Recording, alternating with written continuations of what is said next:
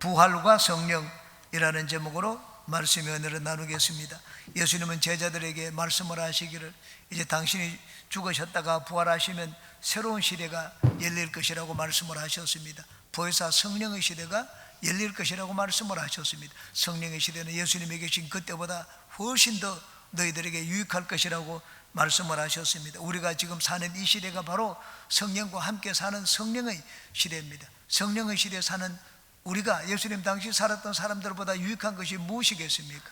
이 시간에 그것에 대해서 세 가지를 같이 살펴보고 말씀의 은혜를 나누겠습니다. 첫 번째, 예수 그리스도를 알고 믿게 만들어 주십니다. 성령님의 도움이 없이는 어느 누구도 예수 그리스도가 하나님의 아들이요 내 구세주라는 것을 깨닫지를 못합니다. 성령께서 오시면 세상을 책망하시겠다고 했습니다. 책망한다는 말은 깨닫게 하여 확신시켜 주신다는 말씀입니다. 세상 사람들은 다른 사람에게 피해를 주거나 다른 사람에게 잘못을 했을 때 죄책감을 느낍니다. 죄의식을 느낍니다. 아, 내가 잘못했구나, 그렇게 생각을 합니다. 그런데 성경은 말씀을 하시기를 예수님을 믿지 않는 것이 죄라고 말씀을 하고 있습니다. 세상 어느 학교에서도 예수님을 믿지 않는 것이 죄라고 가르치는 곳이 없습니다. 그런데 성경은 우리에게 분명하게 진리의 가르침을 주고 있습니다. 성령께서 오시면 죄에 대하여 세상을 책망하시리라, 이 말씀을 성경의 다른 성경 번역보들은 이렇게 번역을 했습니다. 공동 번역입니다.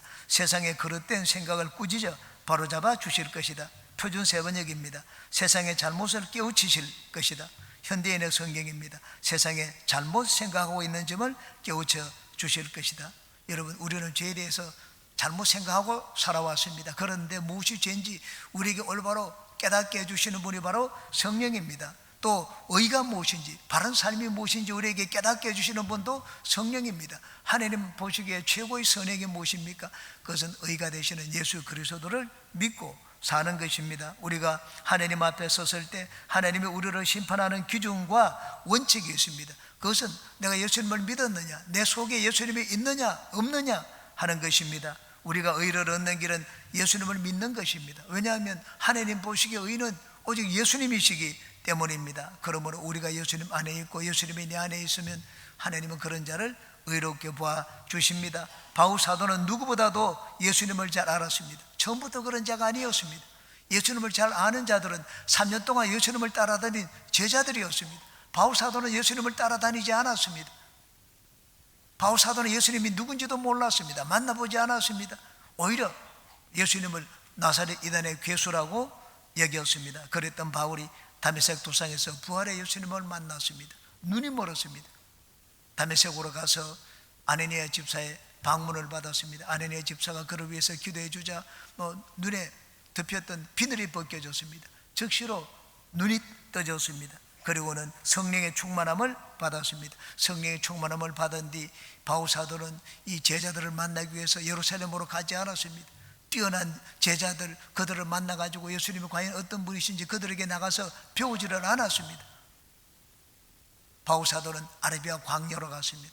그래서 3년 동안 거기에 광야에서 예수님에 대해서 배웠습니다. 누구에게 배웠습니까?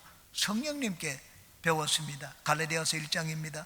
그의 아들을 이방에 전하기 위하여 그를 내 속에 나타내시기를 기뻐하셨을 때 내가 곧 혈육과 의논하지 아니하고 또 나보다 먼저 사도된 자들을 만나려고 예루살렘으로 가지 아니하고 아라비아로 갔다가 다시 다메섹으로 돌아갔노라. 바울 사도는 누구보다도 예수님을 잘 알았습니다. 나중났지만 먼저 난 자가 되었습니다. 당시 예루살렘에는 많은 기독교 지도자들이 있었습니다. 그런데 이들은 예수님을 제대로 알지 못하고 있었습니다. 예수님을 믿는데도 불구하고 율법을 지키라고 하고 유대인의 모세 율법을 할례를 받고 모세 율법을 그대로 지키고 있었습니다. 제사를 지냈습니다. 예수 그리스도는 율법의 마침이고 제사를 마치신 분입니다. 그런데 예루살렘의 기독교인들은 여전히 제사를 지내고 있었습니다. 하나님 보시니까 못마땅했습니다. 하나님의 그래서 다른 교회를 세웠습니다. 시리아 안디옥에 이방인 교회를 세웠습니다. 그곳에 바울 사도를 불렀습니다.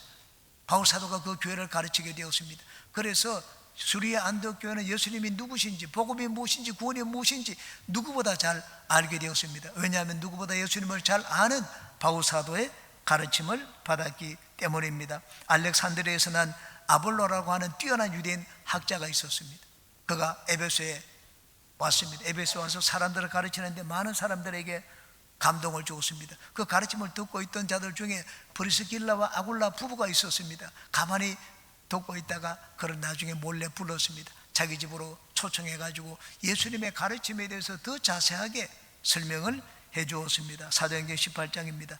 그가 일찍이 주의 도를 배워 열심으로 예수에 관한 것을 자세히 말하며 가르치나 요한의 침례만 알 따름이라.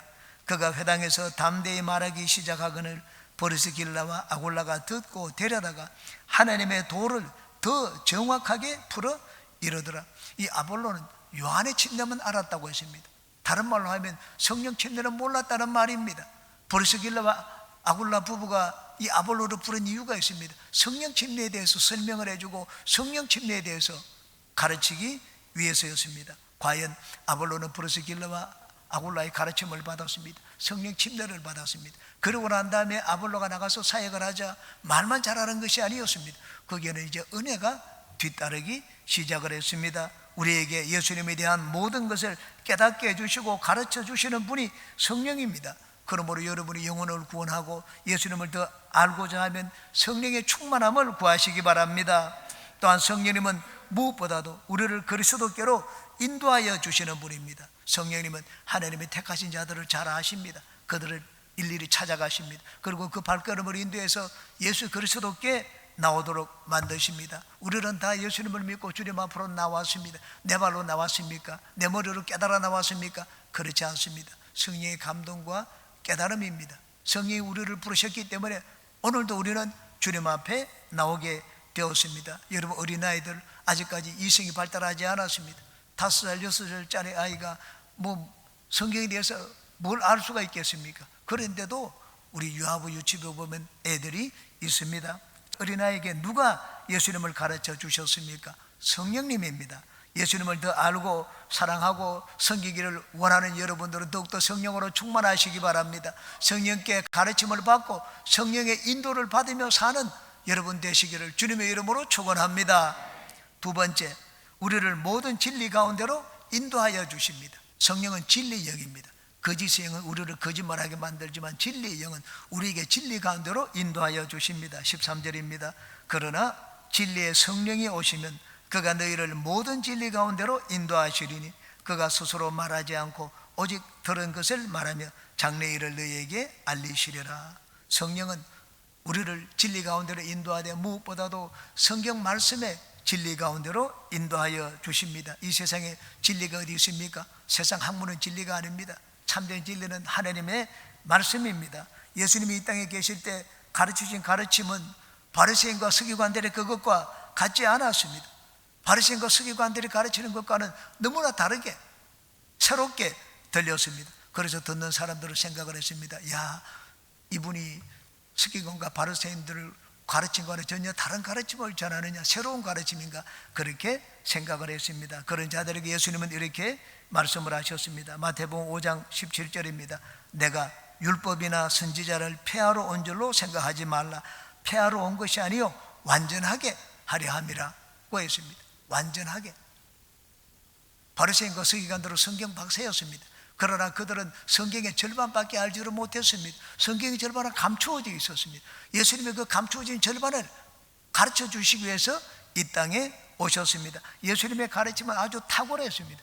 어떻게 그렇게 탁월할 수가 있었습니까? 성경의 저자인 성령님께 배웠기 때문입니다. 예수님이 제자들에게 말씀을 하셨습니다. 너희들도 장차 성령의 인도를 받으면 너희들의 가르침이 달라질 것이라고 하셨습니다. 마태복음 13장입니다.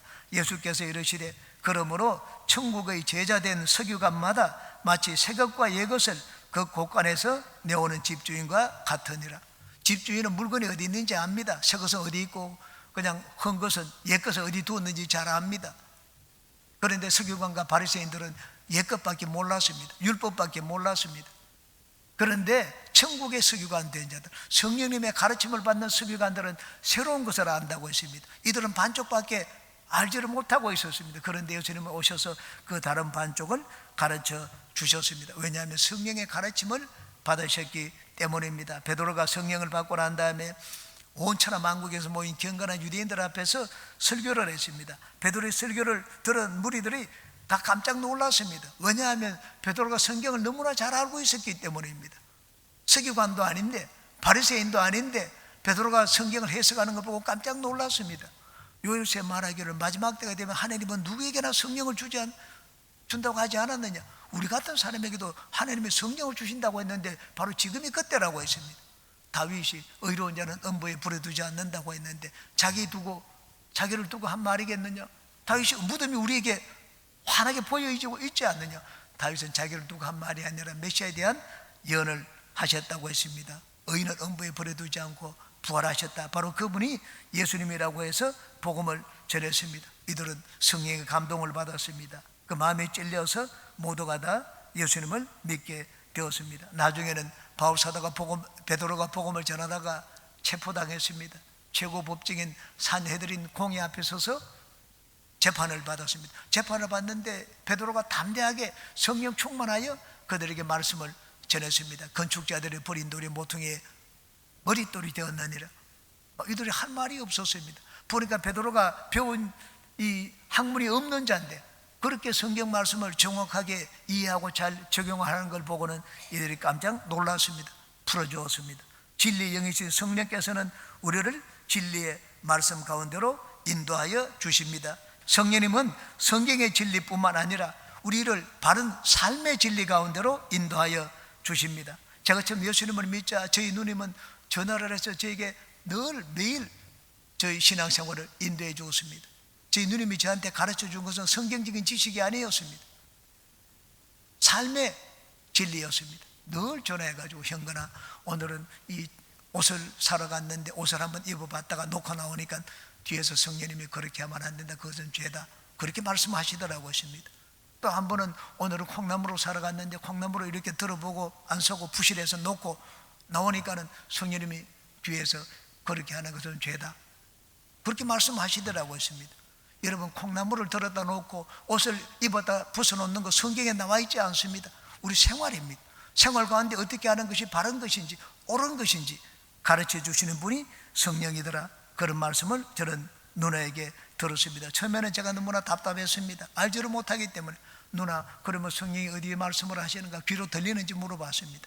귀로 안 들리고 마음의 귀에 들린다고 하더라고요. 그래? 그럼 마음이 어느 쪽에 있는지 물어봤습니다. 머리 쪽에 있는지 가슴에 있는지 가슴에 있다면 오른쪽인지 왼쪽인지 그렇게 물어봤습니다.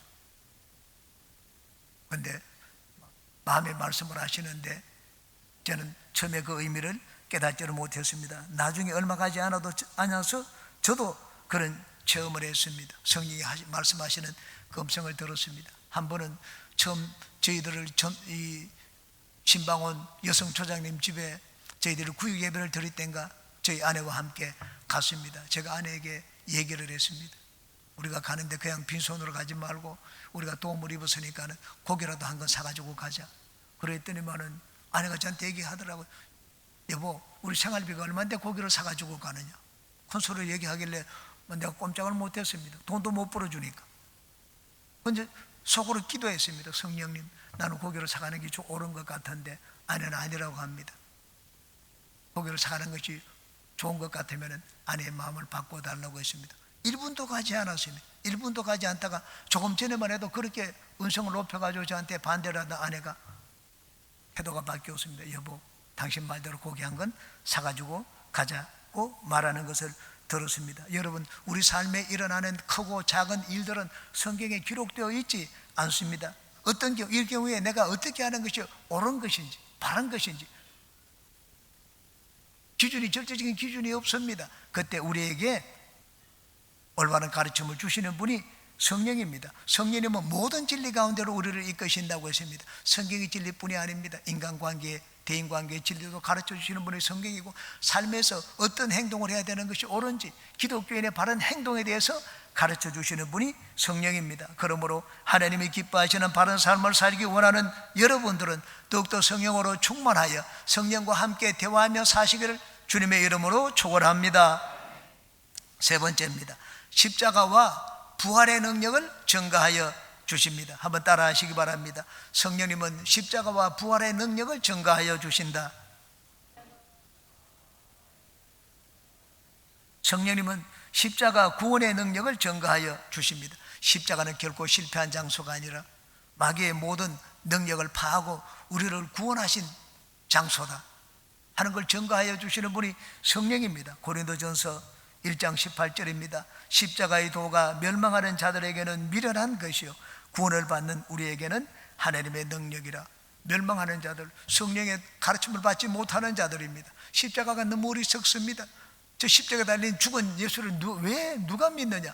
세상 사람들은 그렇게 얘기를 합니다. 그렇지만 우리는 그렇지 않습니다. 성령의 깨달음을 받고 우리 죄인된 우리가 살 수 있는 길은 오직 십자가밖에 없다는 것을 우리는 믿습니다. 십자가는 하나님의 구원에 감추어진 진리입니다. 유대인들에게는 그리끼는 것이고 이방인 헬라 사람들은 아주 미련하게 여기는 것이었습니다. 왜냐하면 인간의 자연적인 생각과 지식으로는 십자가의 그 구원의 비결을 알 까닭이 없기 때문입니다. 그런데 성령께서 우리 마음속에 깨달음을 주시면 야, 십자가야말로 우리가 구원을 얻는 길이구나 하는 것을 깨닫게 됩니다.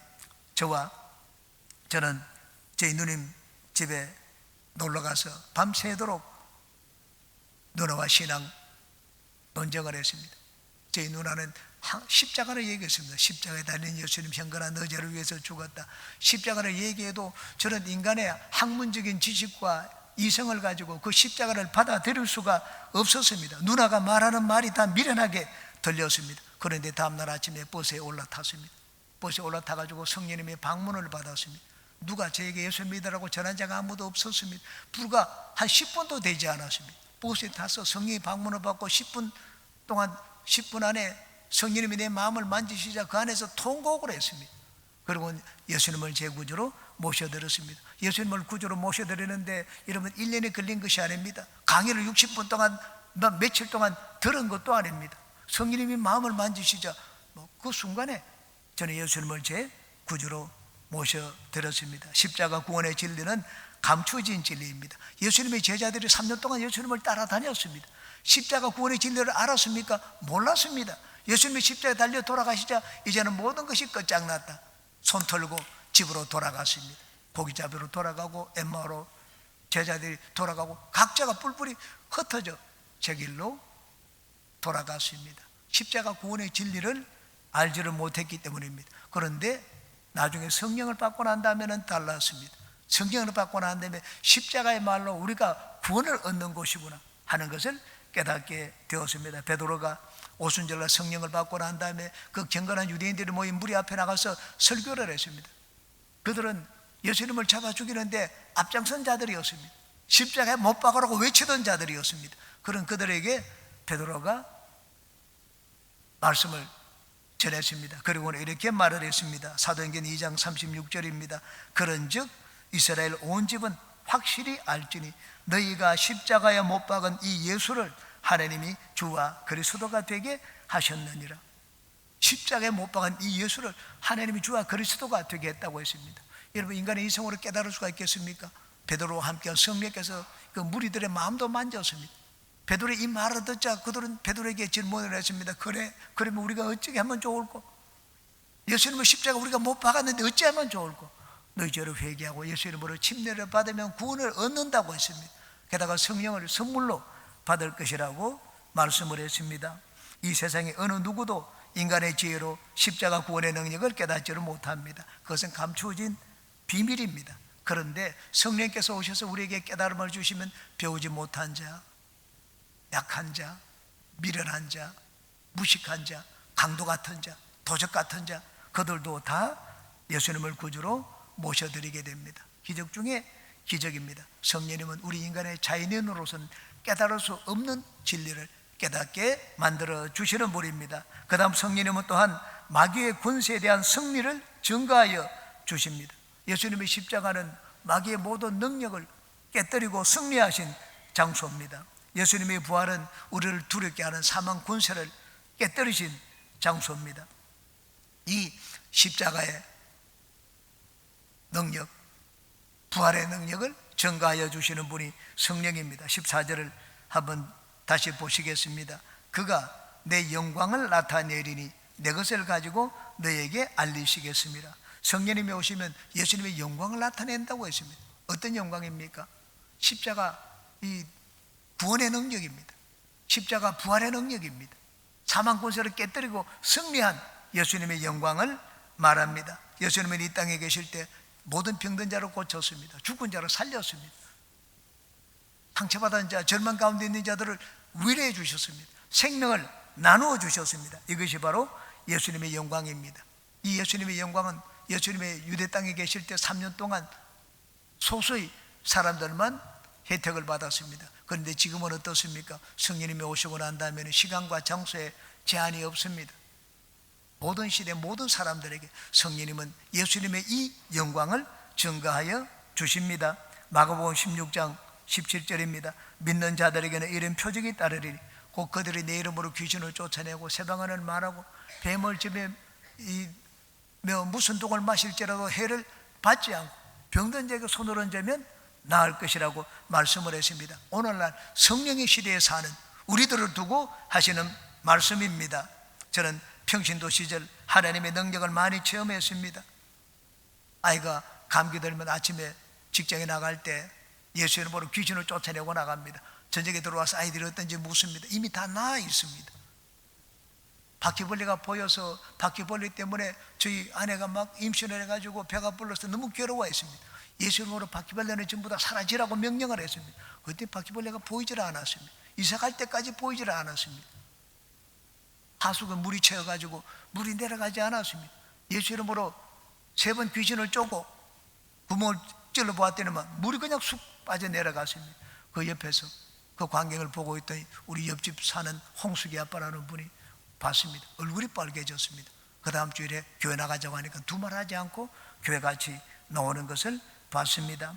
우리 교회 집사님의 따님 중에 귀신의 역사로 인해 가지고 밤에 잠을 자는데 괴로워하는 따님이 있었습니다. 서울에서 직장을 다니고 있습니다. 이 자매가 뭐 서울에서 교회 나가는 것도 아닙니다. 너무 괴로워 가지고 우리 교회 왔을 때 제가 이야기를 들어봤습니다. 밤에 잘 때 가위 눌리는 꿈을 많이 꾸고 또 가위 눌리는 꿈을 꾸고 또 일어나다 보면 옆에서 항상 검은 물체가 있는 것을 느낀다고 했습니다. 그래서 제가 예수 이름을 사용하라고 했습니다. 그 귀신은 이 종이 호랑이와 같기 때문에 예수 이름으로 그 종이 호랑이와 같은 귀신을 내어 쫓으면 연기처럼 사라져버리고 만다고 했습니다. 더러워하지 말고 겁을 먹지 말라고 했습니다. 꿈에서도 예수 이름을 사용하고 깨었을 때 두려우면 예수 이름을 사용하라고 했습니다. 그러고 난 다음에 한 달쯤 뒤에 이 자매에게서 어머니로부터 연락을 받았습니다. 잠을 잘 자고 있다는 얘기를 들었습니다. 일어날 때 예수 이름으로 귀신을 쫓아내니까 신기하게도 다른 어떤 분이 옆에서 같이 귀신을 쫓아주더라는 그런 말을 하는 것을 들었습니다. 또 상원에서 일하시는 어떤 성도님에게서 얘기를 들었습니다. 우리 교회 나온 지 얼마 되지 않았을 때입니다. 상원에 어떤 분이 왔는데 무릎이 아프다고 얘기했습니다. 교회에서 들은 말씀이 생각났습니다. 예수 이름으로 손을 얹으면 병이 낫는다는 말을 듣고 그 고쳐주겠다고 하고 예수 이름으로 그 무릎에 손을 얹고는 아프게 하는 귀신을 내어 쫓아왔습니다. 그랬더니 그 무릎이 나았다는 말을 하는 것을 제가 전에 들었습니다. 왜 이런 일들이 일어납니까? 우리가 성령의 시대에 살고 있기 때문입니다. 예수님을 보지를 못했습니다. 유대 땅에 있지도 않습니다. 그러나 우리는 성령의 시대에 살고 있기 때문에 성령님이 주시는 그런 놀라운 혜택을, 은혜를 입고 살기 때문입니다. 여러분, 마귀와 그 종자들은 파괴자입니다. 예수님이 십자가에서 이 파괴자들을 전부 다 멸하셨습니다. 그리고 우리에게 생명을 주시고 더 넘치도록 주셨습니다.